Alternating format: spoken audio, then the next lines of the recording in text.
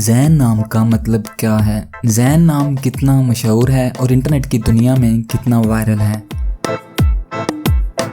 ज़ैन एक इस्लामी नाम है और ये नाम लड़कों के लिए इस्तेमाल किया जाता है।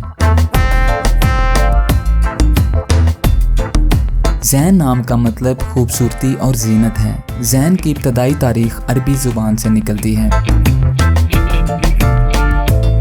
इंटरनेट की दुनिया में ज़ैन नाम की शोहरत में 2010 से तेज़ी देखने में आई। पिछले 15 साल में आप ज़ैन नाम की शोहरत और ट्रेंड्स का ग्राफ स्क्रीन पर देख सकते हैं।